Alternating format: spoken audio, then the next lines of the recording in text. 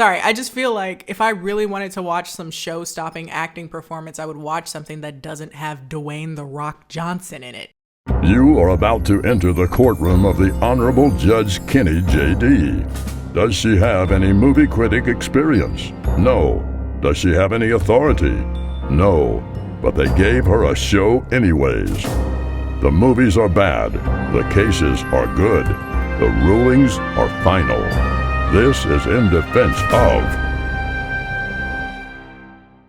Hi! They invited me back. Hello, everyone. It's Kennie here, and welcome to In Defense of, a More Butter production, the show where I sit here as if I have any authority over film, media, or what have you, or law for that matter, and talk about whether or not movies that bombed at the box office deserve to bomb. And again, I have no authority, but they gave me a gavel. And I am like a 2-year-old. I will use this every chance I get, honestly. Keep it real close. Keep it nice and warm. I hope you guys enjoyed last week's. That was our first time. That was my first time kind of playing around with this format. I hope you guys enjoyed it. It was a lot of fun. I think this week is going to be, a lot more chill, for lack of a better word. Like, I had a lot to say, so I wrote down a lot. And this time I do have a lot to say, but it's the same thing over and over again about how hot The Rock used to be. How hot he is, honestly. But I didn't feel like I needed to write out a whole script for that. So let me know, what format? Do you guys like the deep dive film analysis, or do you want to just hear me drool? Honestly, I could do both, but it's really up to you. But yes, again, welcome to In Defense of. I'm Kennie. If you're new to me and this is your first time seeing me, I have a channel called KennieJD where I also talk about bad movies. Over there, I talk about bad movies in a beat. The series on my channel where I talk about bad movies while I put in my makeup on. Whereas here, I sit in a chair and decide, adjudicate, if you will, I know words, about whether or not a movie is actually deserving of either the low box office that it got, the low ratings that it got, and basically, I give myself space to have rather controversial opinions and send it off to the jury, you guys, to decide whether or not I was correct, or whether or not you agree with my rulings, if you will. Again, I got the gavel here. Ayo. As a side note, for those of you that are watching in the video screen, my hair is blonde. I don't know, there's something about it that makes me feel very powerful. I'm also incredibly caffeinated. So, today, by the way, we are ruling over, oh boy, we're ruling over a film that, I didn't realize was so disliked. Not universally, I feel like, well, I remember enjoying it, but it's not like I was 7, so it's not like I had a bunch to go off of. I was quite the film connoisseur at like a whopping 7 years old. But today we will be ruling over The Scorpion King. Oh yeah. Again, a movie that I watched at one time, and I didn't recall it being particularly bad. No worse than any other action movie that was coming out. I guess I'm spoiling my ruling already, aren't I? But I didn't recall it being particularly terrible. So it was interesting to come back to it and see, is it really bad? Or was I just 7 and couldn't tell what a bad movie really was? So that's what we're doing today. Arbitrary, I have to do it. Sorry, between each thing. There you go. By the way, if you would like to have your voices heard, feel free to submit a movie to be examined in court. You can do that in the form of a 5-star review on Apple or Spotify. And that will give you a chance to be featured down below. What the fuck? That'll give you a chance to be featured on the show. I know words. Okay. There you go. I'm sorry. I'll stop. I will. I promise. They shouldn't, it was supposed to be just like a cute little prop thing, but something about it makes me feel powerful and I'm gonna abuse, okay, there you go. I'm sorry. All right. But make sure to subscribe on Spotify, Apple Podcasts. It really helps to grow the community, particularly here on In Defense of, but also more butter. So play along, enjoy, argue amongst yourself. It's a fun time. I love the chaos. Let's go. So let's talk a bit about The Scorpion King. It was a very ill-received prequel. Sorry. Again, it's a part of me now. It was a very ill-received spin-off of the Mummy series, particularly, Brendan Fraser. It was a fun time. I love the Mummy. And it is essentially like years and years and years a precursor to that film. It's directed by Chuck Russell, written by Stephen Sommer, who also did The Mummy. He did The Mummy, he did G.I. Joe, The Rise of Cobra, along with Jonathan Hales, who did Star Wars, Attack of the Clones, Episode 2, Attack of the Clones, and William Osborne, who did Twins and Stop or My Mom Will Shoot. Last one sounds like a hoot. I'd be interested in seeing what that's all about, because what? And of course, most notably, we have WWE wrestler, superstar, and just overall charismatic daddy, Dwayne "The Rock" Johnson, who at this time was making his film debut. He racked up a whopping $5.5 million. And at the time, that made him the Guinness Book of World Records largest salary for a first-time leading man, which is pretty freaking impressive. Side note, I was super excited when The Rock started doing actual acting because I was a big wrestling fan. Well, at this time, I think I was about to get into wrestling, but I knew who The Rock was and I knew it was really hot. So the idea that he was going to be doing a movie where I could just see him oiled up and shirtless, more on that later, I was super excited about it. I was really into it. But anyway, despite the successful box office numbers, however, the movie was not perceived very well, and many critics called for The Rock to return to and stay in the ring. Though it did make quite a bit of money, it just wasn't well received critically. The budget was about $60 million production cost, which I find fascinating because, like, why? The movie, side note, the movie isn't particularly, it didn't seem to have a lot of things that weren't that big of a budget. It was a rather straightforward film, maybe a lot of extras, I don't know. But it did rack up almost $180 million in the box office. So it made quite a lot of money back, like 3 times the money back. So it is what it is. Sometimes box office trash makes money. Often it does. But with that said, critical ratings, particularly on Rotten Tomatoes, don't look great. 41% on the tomato meter based on 137 reviews, and 37% via audience, which I find interesting considering I think if anyone was going to give this movie a pass, it would be the audience. But only 37% with 250,000 plus ratings. Via some critics in regards to the movie, particularly around the time that the movie was uploaded, so 2002. The Scorpion King may look like a movie, but it feels like a food fight. Fair, I guess, to some...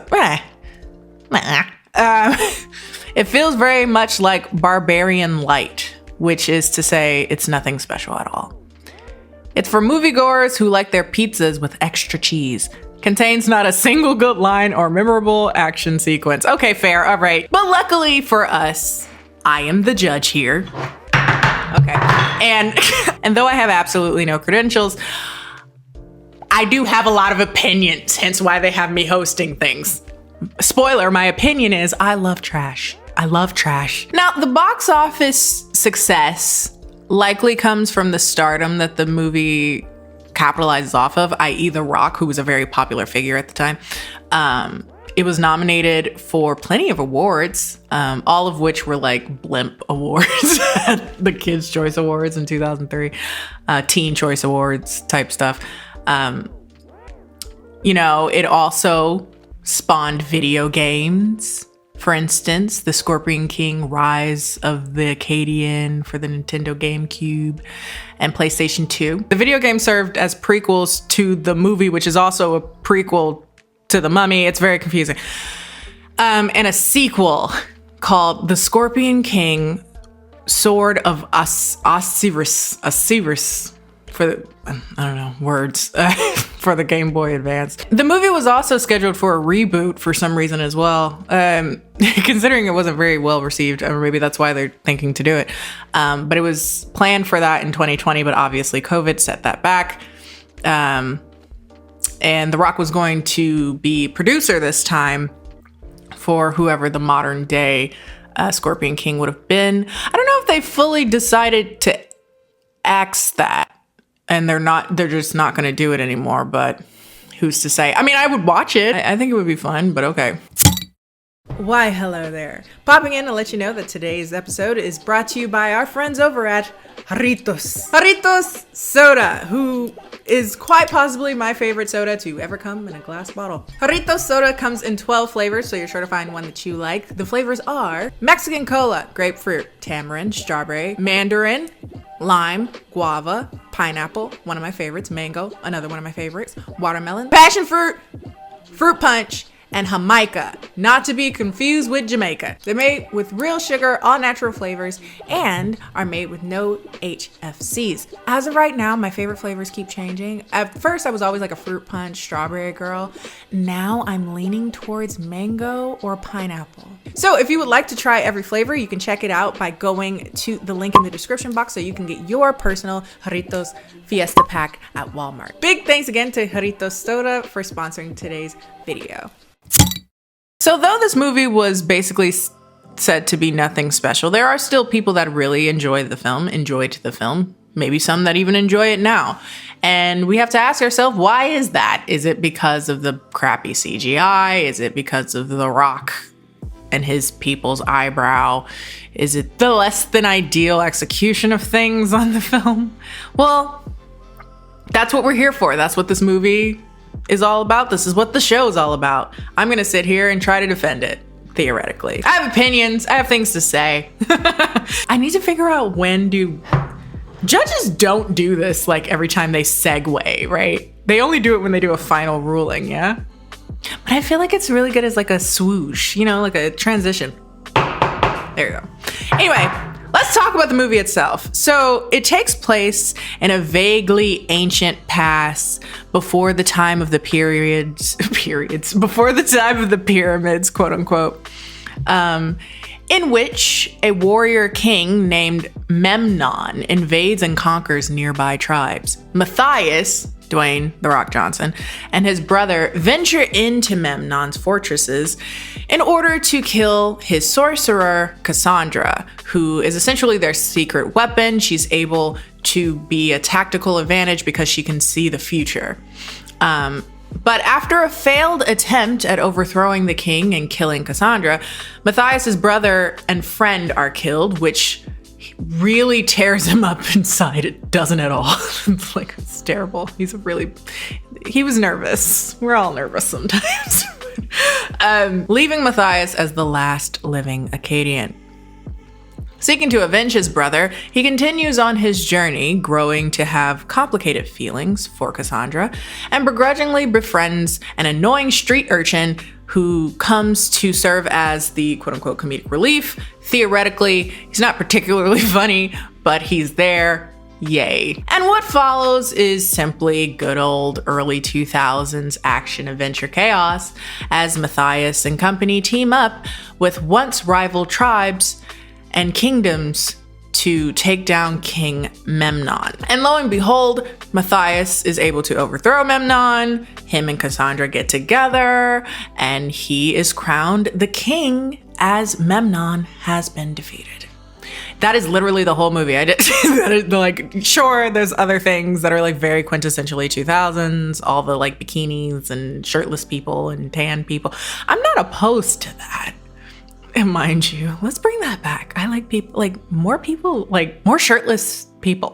Let's do more of that. Are we lacking in that? I don't know, just more like oiled up people on screen. Let's get into it. I'm into it. Anyway, so defense. So here we are. My defense. My defense is that The Scorpion King is a movie. It is film. Is it breathtaking? Is it groundbreaking? It's a no. Depends on what you're there for, to be quite frank with you. True, there is nothing intrinsically special about the movie, especially when compared to other things coming out of like the Mummy series, you know? It's action adventure.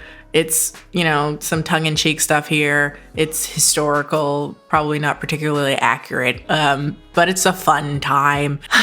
But do you know, despite this movie not having a lot of things, there are some things that it does have. And the most important thing that it does have is a half-naked Dwayne "The Rock" Johnson. Sure, I have to ignore the stenciled on sideburns, the unplucked wig, and incredibly diligently arched brows. But none of those really distract the court from the reason I watched this movie in the first place, which was to see Dwayne "The Rock" Johnson half naked.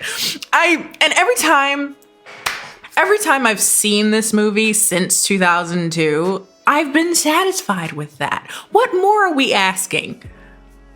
Aren't we asking for a bit too much? Are our standards too high for film? Have we gotten to the place that half naked men aren't enough anymore? Honestly, I'm really trying to figure out, like, when did we get too good for half-naked men on screen and that just being the movie? I'm really upset. Like, okay, I'm sorry. I just feel like if I really wanted to watch some show-stopping acting performance, I would watch something that doesn't have Dwayne "The Rock" Johnson in it. Now, and also, being that it is his first acting job ever, like on the big screen, you know, he's coming from WWE. It doesn't demand much. It is much like a sitcom. Well, there's a very particularized type of acting that you do in WWE, something very like sitcom adjacent, skit adjacent. And he was leaving that particular acting style and going over to the big screen where he's like the lead of a proper movie. And sometimes that shows transitionally between those two like versions of acting. I mean, I don't know. Maybe just people expected better, and I don't know why. Like, if you expected better, shut up. Like, why did you, like, shut up? People are shirtless and glistening and tan. Again, I feel like as a society, are we asking for too much these days? Like, but in all seriousness, I find it fascinating that this movie is ragged on for being, quote unquote, nothing special, when it's, I don't know, it's an action movie. What action movie is particularly special? I feel like all action movies are, at least especially at the time, were given a lot more grace than this movie. My theory is that being that it is a prequel for a very loved franchise, The Mummy, then perhaps people had, you know, quite a high expectation for that. And, you know, it's The Rock. He's coming from WWE. They don't really expect him to, like, do well. He was also, if I recall correctly, one of the first, if not the first, to really make that transition from WWE into, like, quote-unquote, legitimate acting. So he's particularly scrutinized for that. And he made a fat check off of that, too. So, again, scrutinized for that. But my thing is, especially of movies of the time, it was campy. It was cheesy. It was, again, full of half-naked Dwayne "The Rock" Johnson. I don't really know what more you want from it. And sure, it is sexist. Pretty sexist, culturally inaccurate, very fan servicey. But it's also 2002. And again, no more than any other works coming out from the action-adventure genre of the time. But for some reason, though it is nothing special, nothing else got called out for being nothing special. That's what I'm looking at here. That's what my complaint is. Sure, the movie's not anything special, but nothing was anything special. But y'all didn't call that non-special at the time. All I'm gonna say is this. The only suggestion really that I have in retrospect is to have allowed Dwayne "The Rock" Johnson to have facial hair. That's literally the only thing I would have asked for. Then again, I guess it was hot. They were in the desert or whatever. But then again, he had long hair. It wasn't hot enough for him to not cut his hair off. Give him facial hair. And before you start mouthing off and being like, really, is your defense really just Dwayne "The Rock" Johnson is hot, tan, and shirtless and sweating? And it's like, well, when you get your own court, you can figure out what your ruling is. You can decide what your criteria is. I am the law around here, damn it. I'm sorry. Again. Okay, there we go. I'm sorry. All right, I'm done. All right. Final verdicts. This movie is a cheesy ball of bad acting, shallow character development, and storyline. But I still like it, damn it. Innocent. Innocent of being worthy of the hate that it received. I like this movie. Was it something new? Was it something revolutionary? Especially in like action adventure? No, especially not in 2002. But bitch, let me have this. This movie serves exactly what I expected it to serve when I went in there. I wanted to see campy, culturally inaccurate 2002 movie fun. Personally, the reasons I enjoy this movie hasn't changed in the 20 years that it's been since it's been out. I watched because I wanted to see again Dwayne "Rock" Johnson nearly naked, barely clothed, sweating, and fighting people. And that's what I got. So stop being so damn picky. Like, I feel like, again, enjoy the eye candy and shut the hell up. We're here for the experience, love. Shut up and stop ruining it for the rest of us. Anyway, that's all. Literally my defense. The entire defense for the movie is cheesy and campy and he's almost naked.